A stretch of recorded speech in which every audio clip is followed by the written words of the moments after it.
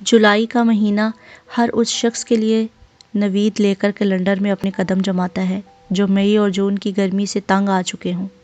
ایک طرف آموں کی بہار اور دوسری طرف بادلوں کے برسنے کے بعد آسمان پر کوسے قزا۔ برستی بارش سے ہر کوئی لطف اندوز ہوتا ہے۔ بچے باہر سڑکوں پر نکل آتے ہیں اور خواتین گھر کے آنگن کو ہی اپنا مسکن بنا کر بارش کی تیز بوندوں سے خود کو سیراب کرتی ہیں۔ اور پھر شام کی چائے کے ساتھ گرما گرم پکوڑوں کو کون بھول سکتا ہے۔ یہ ان دنوں کی بات ہے جب میں انویسٹیگیشن ونگ فیصل آباد میں ڈی ایس پی تھا۔ برسات کا موسم تھا اور ان دنوں بادل خوب اپنے جوبن پر تھے۔ پچھلے کئی دنوں سے متحرک بادلوں نے پورا شہر جل تھل کیا ہوا تھا۔ ہمارے ہاں اگر ایک دو دن برسات برس جائے تو سمجھو سمندر شہر میں داخل ہو چکا ہے۔ نظام زندگی رک سا جاتا ہے اور اسکول، کالجوں اور دفتروں میں حاضری نہ ہونے کے برابر ہو جاتی ہے۔ وہ بھی ایسی ہی ایک صبح تھی۔ ساری رات بادل برس برس کر اب تھک چکے تھے اور شام کو اپنے حصار میں لیے چہل قدمی کر رہے تھے۔ بادلوں کی اس چہل قدمی کا فائدہ اٹھاتے ہوئے سورج کبھی کبھی سرکشی کرتا اور اپنا دیدار زمین کے مکینوں کو کرواتا۔ سورج کی کرنیں خلا کا سفر طے کرنے کے بعد جب زمین پر پڑتی تو منظر کو دلکش بناتی۔ میں بھی آفس تھوڑی دیر سے پہنچا۔ پہنچتے ہی ہمیں اطلاع ملی کہ ایک جوان لڑکی اپنے ہی گھر میں قتل ہو گئی ہے۔ ہم نے نفری تیار کی اور موقع واردات کی طرف چل پڑے۔ پچھلے 2 دنوں سے لگاتار بارشوں کی وجہ سے اکثر سڑکیں جھیل جیسا منظر پیش کر رہی تھیں۔ بارش کا کوئی فائدہ ہو یا نہ ہو پر اتنا ضرور ہوتا ہے کہ سب درخت پودے نکھر جاتے ہیں، ورنہ تو گاڑیوں کے دھوئیں نے پھول پودوں کی شکل ہی بدل کر رکھ دی تھی۔ کچھ ہی دیر بعد ہم موقع واردات پر پہنچ گئے۔ وہ ایک نال کا خوبصورت گھر تھا جو اپنے مکینوں کی عمارت کے گیت گا رہا تھا۔ مین گیٹ کے بائیں طرف نہایت خوبصورت باغیچہ جو ساری رات بارش میں غسل کرنے کے بعد جنت کا منظر پیش کر رہا تھا۔ کیاریاں نہایت سلیقے سے سجی تھیں۔ رنگ برنگے پھولوں کے علاوہ چند موسمی سبزیاں اور پھلوں کے درخت بھی دیکھے جا سکتے تھے۔ ایک کونے پر چھوٹی سی ارد گرد ترچھی اینٹوں کی باڑ، بہتا ہوا پانی کسی قدرتی آبشار کا گمان پیش کر رہا تھا۔ کار پورٹ سے گزر کر میں اندرونی دروازے کی طرف بڑھا۔ اندرونی دروازہ خوبصورت نگار والی لکڑی اور سبز رنگ کے کانچ کا بنا ہوا تھا۔ بائیں طرف والا ایک کانچ ٹوٹا ہوا دیکھ کر معلوم ہوتا تھا کہ قاتل نے اسے توڑا اور ہاتھ اندر لے جا کر لاک کھولا ہوگا۔ جس نے بھی یہ کانچ توڑا وہ لیفٹ ہینڈڈ ہے، میں نے ٹوٹے ہوئے کانچ کو دیکھ کر کہا۔ یہ کیسے کہہ سکتے ہیں آپ؟ میرے اسسٹنٹ انسپکٹر یاسر نے پوچھا۔ لیفٹ ہینڈڈ بائیں طرف کا کانچ توڑ کر اپنا بایاں ہاتھ اندر ڈال کر لاک کھولے گا۔ دائیں طرف والا کانچ توڑ کر کبھی بھی بایاں ہاتھ ٹھیک سے اندر نہیں جا سکے گا، میں نے اندر داخل ہوتے ہوئے یاسر کو سمجھایا۔ پھر میں اندر بڑھا اور دیکھا کہ ڈرائنگ روم کا تمام سامان بکھرا پڑا ہے، جیسے قاتل اور مقتولہ کے درمیان زبردست چھینا جھپٹی ہوئی ہو۔ ڈرائنگ روم میں بچھا سرخ قالین اور اس پر ایک خوبصورت حسینہ کی لاش۔ آج سے پہلے جو قالین اس حسینہ کے قدم بوسی کرتا تھا اب اسی حسینہ کو اپنی آغوش میں لیے ہوئے تھا۔ لاش شب خوابی لباس میں تھی جو اکثر جگہ سے پھٹ چکا تھا۔ فورینسک ٹیم نے لاش کے گرد حلقہ بنا دیا تھا۔ مقتولہ کی عمر تقریباً 30 سال تھی۔ قتل پیٹ میں چاقو مار کر کیا گیا تھا اور مرنے والی کا نام سعدیہ سفیر تھا۔ سعدیہ کے جسم پر اور بھی چوٹ کے نشانات تھے، جس کا مطلب تھا کہ اس نے مرنے سے پہلے کافی جدوجہد کی ہوگی۔ میں بیڈ روم کی طرف بڑھا۔ بیڈ روم میں بھی بے ترتیبی نظر آئی۔ تجوری کا دروازہ کھلا ہوا تھا اور اندر سے خالی تھی۔ یہ عورت اکیلی رہتی تھی؟ میں نے یاسر سے پوچھا۔ نہیں سر، اس کا شوہر بھی ساتھ رہتا تھا، لیکن وہ 2 دن سے کاروبار کے سلسلے میں لاہور گیا ہوا تھا۔ اس کو اطلاع کر دی ہے، کسی بھی ٹائم آ سکتا ہے۔ لاش سب سے پہلے کس نے دیکھی اور پولیس کو کس نے خبر کی؟ صبح 8 بجے گھر کی ملازمہ صفائی کرنے آئی تھی۔ آج جیسے ہی وہ آئی، لاش دیکھ کر مقامی پولیس اسٹیشن فون کر دیا۔ بلاؤ اسے۔ میں نے کمرے کے اطراف کا جائزہ لیتے ہوئے کانسٹیبل کو ملازمہ کو بلانے کا بھیجا۔ چند لمحوں بعد ایک 35-36 سالہ عورت میرے سامنے پریشان حالت میں کھڑی تھی۔ جی بی بی، کیا نام ہے آپ کا اور آپ نے کیا دیکھا؟ سب تفصیل سے بتاؤ، میں نے پوچھا۔ صاحب جی، میرا نام کلثوم ہے، میں کافی ٹائم سے یہاں کام کر رہی ہوں۔ روزانہ صبح 8 بجے میں گھر میں آتی ہوں، صفائی کرتی ہوں اور برتن دھو کر چلی جاتی ہوں۔ سعدیہ بی بی ہمیشہ میرے آنے سے پہلے ہی اٹھ جاتی ہیں۔ سفیر صاحب اکثر میرے آنے سے پہلے ہی کام پر چلے جاتے ہیں۔ آج بھی میں اپنے وقت کے مطابق 8 بجے آئی۔ دروازہ کھلا ہوا تھا پر شیشہ ٹوٹا ہوا تھا۔ میں دیکھ کر گھبرا گئی اور جب ڈرتے ڈرتے اندر داخل ہوئی تو دیکھا بی بی جی ایسی حالت میں۔ اتنا کہا اور وہ دوپٹہ آنکھوں سے لگائے رونے لگی۔ اس کے علاوہ ماں باپ، سسر، ساس، بچے؟ میں نے کلثوم سے پوچھا۔ ابھی ان کی اولاد نہیں ہوئی تھی اور سفیر صاحب کے والدین تو ملک سے باہر ہیں۔ سعدیہ بی بی کے گھر والے اسی شہر میں رہتے ہیں۔ دونوں میاں بیوی میں کیسا تعلق تھا؟ میں تو زیادہ ان باتوں پر دھیان نہیں دیتی تھی، لیکن ایسا لگتا تھا کہ دونوں میں تعلق زیادہ اچھا نہیں ہے۔ سفیر صاحب اکثر غصے میں رہتے تھے۔ ویسے بھی جب میں آئی تھی زیادہ تر صاحب کام پر جا چکے ہوتے تھے اور سعدیہ بی بی موبائل یا کمپیوٹر پر ہی مصروف رہتی تھی۔ ٹھیک ہے، آپ اپنا نام پتہ لکھوا دیں، اگر آپ کی ضرورت ہوئی تو پیغام بھجوا دیں گے۔ اتنا کہہ کر میں نے یاسر کی طرف دیکھا اور بولا، کیا لگتا ہے؟ مجھے تو یہ چوری کی واردات لگتی ہے۔ چور جانتا تھا عورت گھر میں اکیلی ہے۔ وہ رات کے کسی پہر دیوار پھلانگ کر اندر آیا، اندرونی دروازے کا کانچ توڑ کر لاک کھولا، اندر داخل ہوا۔ کانچ ٹوٹنے کی آواز سے سعدیہ کی آنکھ کھل گئی۔ دونوں میں ہاتھا پائی ہوئی اور آخر کار چور عورت کو قتل کرنے میں کامیاب ہو گیا۔ پھر اس نے تجوری کھولی اور چوری کر کے فرار ہو گیا۔ یاسر نے پوری واردات کا نقشہ اپنے مطابق کھینچا۔ واردات اتنی سمپل نہیں ہے یاسر صاحب جتنی آپ نے بنا دی۔ یہ سفیر کو فون کر کے پوچھو کہ کتنی دیر میں واپس آ رہا ہے۔ جی میں کرتا ہوں، یاسر نے اپنا موبائل جیب سے نکال کر کہا۔ اب میں فورنسک ٹیم کی طرف متوجہ ہوا۔ فنگر پرنٹس کی کیا خبر ہے؟ کچھ فنگر پرنٹس ملے تو ہیں، لیکن ان میں سے قاتل کے پرنٹس ہیں یا نہیں وہ تو لیب جا کر ہی پتہ چل سکے گا، فورنسک ٹیم کے عملے میں سے کسی ایک نے کہا۔ قتل کس ٹائم کیا گیا ہوگا؟ میں نے فورنسک ٹیم سے پوچھا جو اس ٹائم لاش کا بخوبی معائنہ کر رہے تھے۔ لاش دیکھ کر ایسا لگتا ہے کہ قتل 6-7 گھنٹے قبل یعنی رات 2 سے 3 کے درمیان ہوا ہوگا۔ ایک اور بات، مقتولہ کے ناخنوں میں سے کچھ ماंس کے ٹکڑے نظر آ رہے ہیں جو یقیناً قاتل کے ہوں گے۔ ہاتھا پائی کرتے ہوئے قاتل کی جلد پر خراش لازمی آئی ہوگی۔ باقی تفصیل تو پوسٹ مارٹم کے بعد ہی دے سکوں گا، فورنسک ڈاکٹر شفیق نے بتایا۔ پھر میں باہر نکل گیا۔ کرائم سین کی مخصوص پیلی ٹیپ پورے گھر کو اپنے حصار میں لے چکی تھی۔ آس پاس کے کچھ مکین باہر کھڑے آپس میں قتل کے بارے میں باتیں کر رہے تھے۔ مجھے قریب آتا دیکھ کر خاموش ہو گئے اور میری طرف ایسی نظروں سے دیکھنے لگے جیسے قتل کے بارے میں تجسس کا شکار ہوں۔ کل کسی نے 2 سے 4 کے درمیان کچھ خاص دیکھا یا کوئی غیر معمولی بات محسوس کی؟ میں نے قریب 4:10 پر کسی کو گھر سے نکلتے دیکھا تھا۔ مجھے لگا سفیر ہوگا، اس لیے زیادہ دھیان نہیں دیا۔ ایک بڑی عمر کے آدمی میرے قریب آئے۔ ٹائم کے بارے میں اتنا یقین سے کیسے کہہ سکتے ہیں آپ؟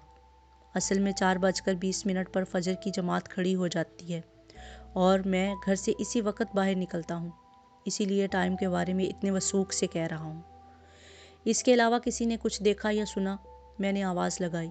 یہ ظہیر ان کے گھر کے بالکل سامنے رہتا ہے اور ہر وقت بالکونی اور اپنی کھڑکی سے تاکہ جھانکی کرتا رہتا ہے۔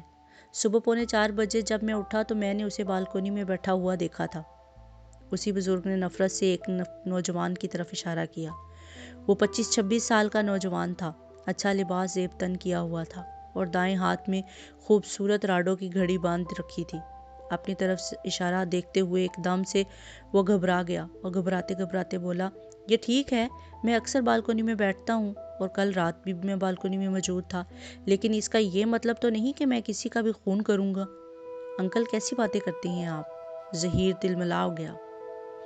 ان کو چھوڑیں، آپ مجھے بتائیں، آپ نے کچھ دیکھا کیا؟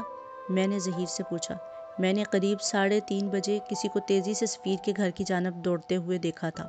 مجھے لگا شاید سفیر ہی ہوگا اور تیز بارش کی وجہ سے بھیگ کر اپنے گھر پہنچنا چاہتا ہوگا۔ میرا گھر ان کے گھر کے بالکل سامنے ہی ہے۔ میں بالکونی میں بیٹھا بارش سے لطف اندوز ہو رہا تھا۔ کچھ دیر سوچنے کے بعد وہ بولا، تو آپ نے دیکھا نہیں وہ گھر میں کیسے داخل ہوا تھا؟ میں نے پوچھا۔ نہیں، میں نے ایک آدمی کو سڑک پر دوڑتے ہوئے اور گھر کے مین گیٹ پر رکتے ہوئے دیکھا تھا، پھر میں اسی ٹائم کسی کام سے اندر چلا گیا۔ اور آپ ٹائم کے بارے میں اتنا یقین سے کیسے کہہ سکتے ہیں؟ میں ظہیر کی طرف متوجہ ہوا۔ وہ پچھلی گلی کی مسجد سے اذان کی آواز آ رہی تھی۔ میں بیلکونی میں بیٹھا اذان سن رہا تھا اور بارش کا نظارہ لے رہا تھا۔ کمال کے ہمسائے تھے، ایک اذان اور ایک جماعت کے وقت کے حساب سے قاتل کے گھر میں داخل ہونے اور باہر نکلنے کے وقت کا سراغ دے رہا تھا۔ پھر باقی کی ضروری تفصیلات نوٹ کرنے کے بعد لاش کو فورینسک لیب بھجوا دیا گیا اور میں یاسر کو لے کر گھر کا چاروں اطراف سے جائزہ لینے لگا۔ جب ہم گھر کی پچھلی طرف پہنچے تو دیکھا پیچھے کا پلاٹ خالی تھا۔ میں دیوار پر چڑھا اور دوسری طرف دیکھنے لگا۔ دیوار کے پاس مجھے ایک چمکتی ہوئی چیز نظر آئی۔ میں دوسری طرف کود گیا اور چیز احتیاط سے اٹھا کر پلاسٹک بیگ میں ڈال دی۔ 12 بجے کے قریب ہلکی ہلکی بوندا باندی ہو رہی تھی۔ میں اپنے آفس کی کھڑکی میں کھڑا سگریٹ کا کش لیتا ہوا بیرونی منظر دیکھ رہا تھا۔ سورج بھی اب نکل آیا تھا، لیکن اب اس میں جلال نہ تھا۔ بارش اور سورج کا امتزاج مجھے نہ جانے کیوں بھاتا تھا۔ موسم کی چاشنی دل میں سموتے ہوئے سعدیہ سفیر کے قتل کے بارے میں سوچ رہا تھا۔ جناب، وہ مقتولہ کا شوہر سفیر احمد آیا ہے، ایک کانسٹیبل نے اندر داخل ہو کر اطلاع دی۔ بھجوا اسے، میں نے سگریٹ ایش ٹرے میں بجھاتے ہوئے کہا اور اپنے دروازے سے۔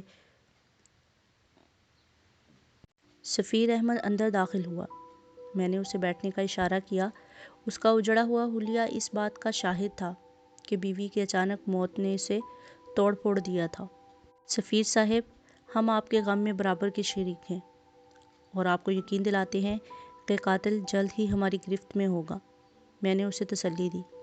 اب قاتل پکڑا جائے یا نہ، کیا فرق پڑتا ہے؟ میری بیوی تو دنیا میں واپس نہیں آ سکتی نا، اس نے بھرائی ہوئی آواز میں کہا۔ سب سے پہلے تو یہ بتائیں کہ آپ کو کسی پر شک ہے، کسی سے آپ کا جھگڑا یا آپ کی بیوی سے کسی کی دشمنی؟ ایسا کچھ بھی نہیں تھا، ہماری زندگی بہت پرسکون تھی۔ لیکن ہمیں تو پتہ چلا ہے کہ آج کل آپ دونوں کے درمیان تعلقات اچھے نہیں تھے۔ چھوٹے موٹے جھگڑے میاں بیوی میں ہوتے ہی ہیں اور لوگوں کو تو عادت ہوتی ہے ایک کی 10 لگانے کی۔ اب وہ تھوڑا غصے میں تھا۔ آپ کہاں تھے کل رات؟ آپ کو پتہ ہے میں ابھی لاہور سے آ رہا ہوں۔ پچھلے 2 دن سے لاہور میں ہی تھا اور میرا کل شام واپس آنے کا ارادہ تھا، لیکن جیسے ہی کلثوم کی کال آئی میں سب چھوڑ کر بھاگا چلا آیا۔ لاہور کہاں ٹھہرے ہوئے تھے آپ؟ آواری ہوٹل، کمرہ نمبر 402، اس نے بتایا۔ کچھ مزید تفتیشی سوالات کے بعد میں اس سے بولا، سفیر صاحب معافی چاہتا ہوں، آپ کو تھوڑی سی زحمت اور دیں گے۔ آپ کے فنگر پرنٹس اور DNA کے سیمپل لینے ہوں گے۔ میں ہر طرح سے تعاون کے لیے تیار ہوں، میں پولیس کے طریقہ تفتیش سے بخوبی واقف ہوں۔ پھر میں نے اسے ایک کانسٹیبل کے ساتھ بھیج دیا۔ یاسر، ایک تو سعدیہ کے موبائل ریکارڈز نکلواؤ اور دوسرا سفیر کے موبائل کی کل رات کی لوکیشن بھی ٹریس کرواؤ۔ جی بہتر۔ قریب 3 بجے مجھے سعدیہ کے موبائل ریکارڈز مل گئے۔ واٹس ایپ ریکارڈ سے پتہ چلا کہ وہ کسی اور کو پسند کرتی تھی اور سفیر سے طلاق لے کر اپنے محبوب سے شادی کرنا چاہتی تھی۔ دوسرا، سفیر کے موبائل کی لوکیشن سے پتہ چلا کہ کل ساری رات موبائل لاہور ہوٹل میں ہی تھا۔ سر، یہ تو بہت آسان ہو گیا۔ سفیر کے علم میں یہ بات آ گئی کہ اس کی بیوی کسی اور سے محبت کرتی ہے اور اس سے طلاق لینا چاہتی ہے، تو اس نے غصے میں آ کر اپنی بیوی کے قتل کا پلان بنا لیا۔ اپنی موجودگی دوسرے شہر میں ظاہر کی، رات کے اندھیرے میں اپنے گھر میں داخل ہوا، بیوی کو قتل کیا اور واپس لاہور چلا گیا اور ہمارے اطلاع کرنے پر پھر سے واپس آ گیا۔ قتل ایک ڈکیتی لگے، اس لیے اس نے توڑ پھوڑ کی اور تجوری سے پیسہ نکالا اور کہیں اور چھپا دیا۔ میرے اسسٹنٹ یاسر نے اپنے ذہن کے مطابق سارا کیس حل کر دیا۔ یار، ایک تو تم بہت جلد ہی نتیجہ نکال لیتے ہو۔ پہلے کہہ رہے تھے چور ڈکیتی کی نیت سے آیا اور قتل کیا، اب کہہ رہے ہو سفیر نے قتل کیا۔ تفتیش کا اصول ہے جب تک پکا ثبوت ہاتھ نہ لگے کوئی بھی نتیجہ نہ نکالو۔ ایسا کرو، لاہور کے جس ہوٹل میں سفیر ٹھہرا ہوا تھا وہاں کی لابی اور جس فلور پر سفیر کا کمرہ تھا اس فلور کے برآمدے کی CCTV فوٹیج حاصل کرو۔ ہوٹل والوں کو بولو کہ رات 11 بجے سے صبح 9 بجے تک کی فوٹیج چاہیے۔ سفیر کے بیان کے مطابق وہ رات 11 بجے ہوٹل میں واپس گیا تھا اور سیدھا اپنے کمرے میں جا کر سو گیا۔ رات 2 بجے کے قریب اس نے کھانا آرڈر کیا اور پھر کلثوم کے اطلاع کرنے پر 8:15 بجے ہوٹل سے نکل آیا۔ ساجد، تم سعدیہ کے محبوب کے بارے میں پتہ لگاؤ کیا کرتا ہے، کہاں اٹھتا بیٹھتا ہے اور کوئی پولیس ریکارڈ ہے یا نہیں۔ میں نے ASI ساجد کو ہدایت دی اور پھر ایک خاص بات پر غور کرنے لگا۔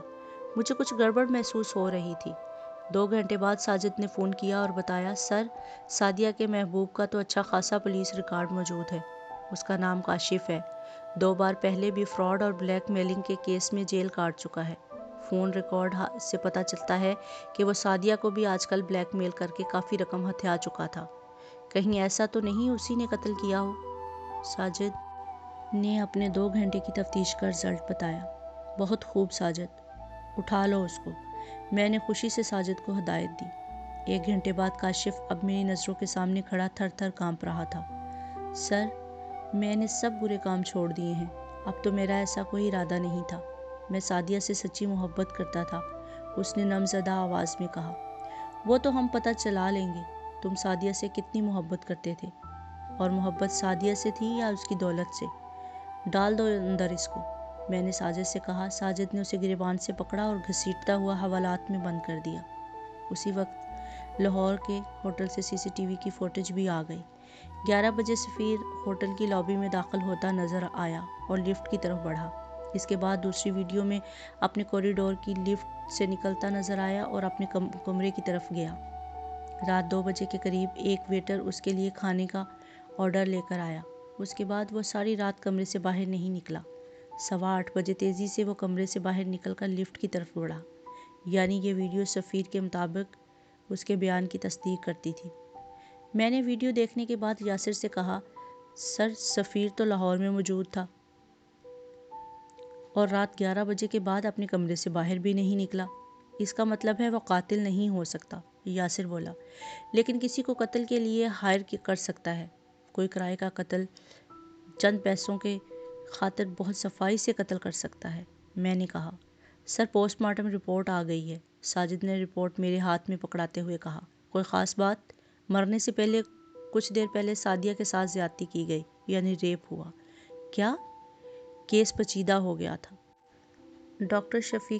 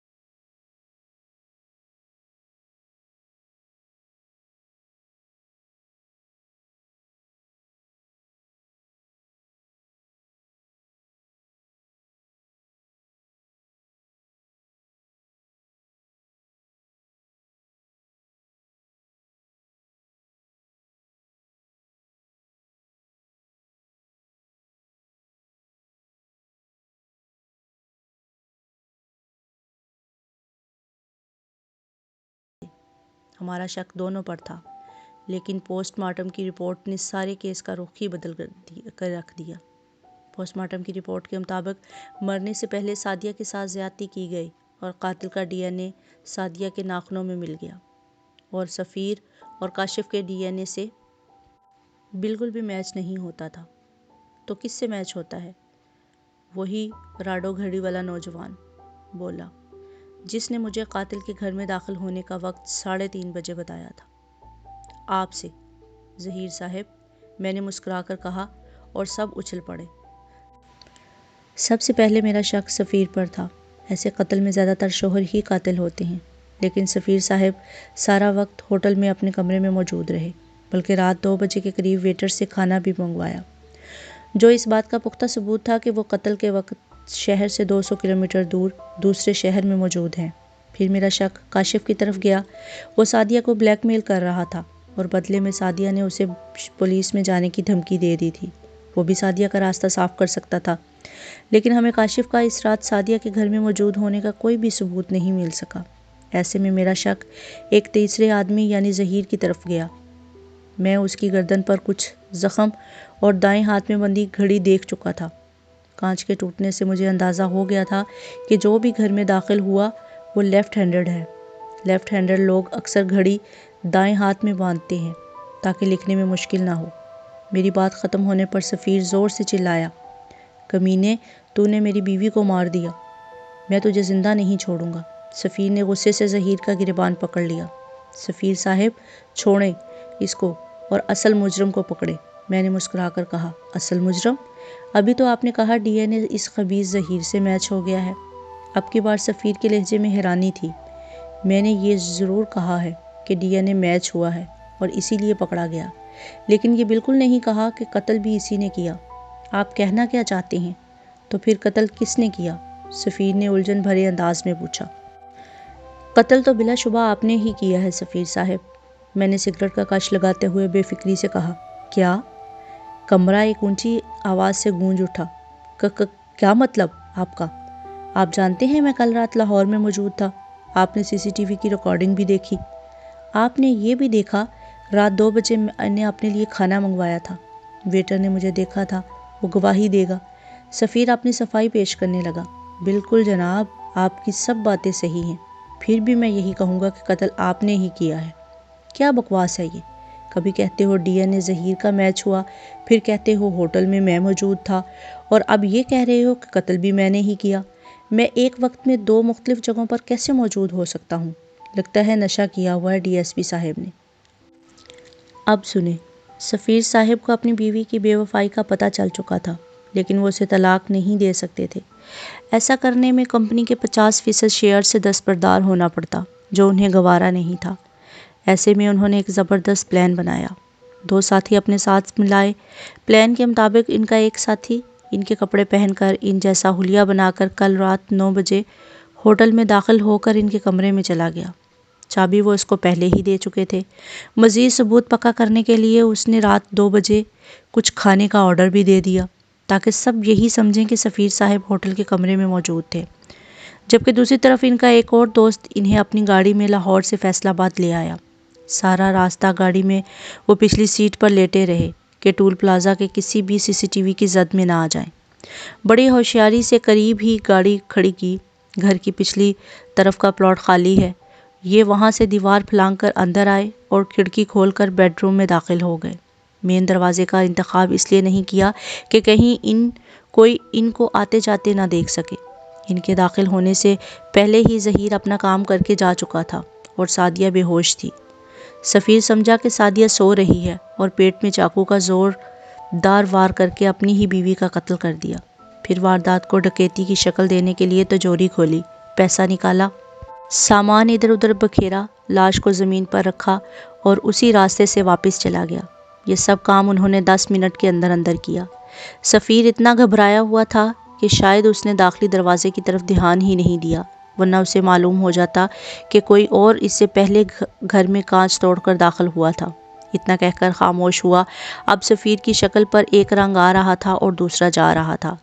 تو اس بزرگ نے 4:10 پر گھر سے باہر نکلتے کسے دیکھا تھا؟ یاسر نے تجسس سے پوچھا۔ وہ میں تھا، ظہیر بول پڑا۔ اس کا چہرہ ابھی بھی نیچے جھکا ہوا تھا۔ اس نے پہلی بار اس کارروائی میں اپنی زبان کھولی۔ مجھے پتا تھا کہ سفیر دوسرے شہر گیا ہوا ہے اور سعدیہ اکیلی ہے۔ میرا اکثر سفیر سے جھگڑا ہوتا رہتا تھا اور سعدیہ بھی مجھے پسند نہیں کرتی تھی۔ سفیر کو شک تھا کہ میں اپنی بیلکونی میں بیٹھ کر ان کی حرکات کو دیکھتا ہوں اور سعدیہ پر گندی نظر رکھتا ہوں، اس لیے میں نے سوچا آج کی رات اچھا موقع ہے، سعدیہ اکیلی ہے، میں اپنی بے عزتی کا بدلہ لے سکتا ہوں۔ اسی لیے تقریباً 2 بجے غلط ارادے سے کانچ توڑ کر گھر میں داخل ہوا۔ اس ٹائم اچھی خاصی بارش ہو رہی تھی، اس لیے مجھے یقین تھا کہ کوئی بھی مجھے نہیں دیکھ سکے گا اور نہ ہی کانچ کے ٹوٹنے کی آواز کو کوئی سن سکے گا۔ میں چہرے پر نقاب کر کے گھر میں داخل ہوا۔ جیسے ہی میں کمرے میں داخل ہوا تو دیکھا کہ سعدیہ جاگ رہی ہے۔ مجھے دیکھ کر وہ ڈر گئی اور سمجھ گئی کہ میں کس نیت سے گھر میں داخل ہوا ہوں۔ کافی تگ و دو کے بعد میں نے اپنا مقصد حاصل کرنے میں کامیاب ہو گیا۔ زبردستی اور میری مار پیٹ کی وجہ سے سعدیہ بے ہوش ہو گئی اور میں اپنا کام پورا کرنے کے بعد تقریباً 2:30 بجے واپس چلا گیا۔ 2:30 بجے گھر سے نکل گئے تو دوبارہ گھر میں کیوں داخل ہوئے؟ اس دوران میرے چہرے سے نقاب ہٹ گیا تھا اور سعدیہ مجھے پہچان گئی تھی، اسی ڈر سے کہ کہیں وہ پولیس کو میرے بارے میں نہ بتا دے۔ میں 4 بجے دوبارہ گھر میں داخل ہوا اور سوچا کہ سعدیہ کی فوٹوز بنا لوں تاکہ وہ اپنی زبان خاموش رکھے اور پولیس کو میرے بارے میں کچھ نہ بتا سکے۔ لیکن جیسے ہی میں گھر میں داخل ہوا، اس بار سارا منظر ہی تبدیل ہو چکا تھا۔ ڈرائنگ روم میں سامان بکھرا پڑا تھا اور سعدیہ کی لاش قالین پر تھی۔ میں ڈر گیا کہ کہیں سعدیہ کے قتل کا الزام مجھ پر نہ لگ جائے، اسی لیے گھر سے بھاگ گیا۔ اتنا کہہ کر ظہیر پھٹ پھٹ کر رونے لگا۔ لیکن آپ کے پاس کیا ثبوت ہے کہ میں رات کو واپس آیا اور اپنی بیوی کا قتل کیا؟ سفیر ایک دم سے بولا۔ میں نے ہوٹل کی ایک الیکٹرانک چابی اس کو دکھائی۔ یہ الیکٹرانک کارڈ کی شکل میں تھی، جیسا کہ آج کل بڑے ہوٹلوں میں لاک کھولنے کے لیے کارڈ کو صرف لاک سے ٹچ کرنا ہوتا ہے اور لاک کھل جاتا ہے۔ ہوٹل والے ہر گیسٹ کو 2 کارڈز دیتے ہیں کہ اگر ایک گم ہو جائے تو دوسرے کارڈ سے لاک کھولا جا سکے۔ ایک کارڈ تو سفیر اپنے ساتھی کو دے چکا تھا جبکہ دوسرا اس کی جیب میں تھا۔ یہ الیکٹرانک کارڈ ہمیں آپ کے گھر کے پچھلی طرف سے خالی پلاٹ میں سے ملا ہے۔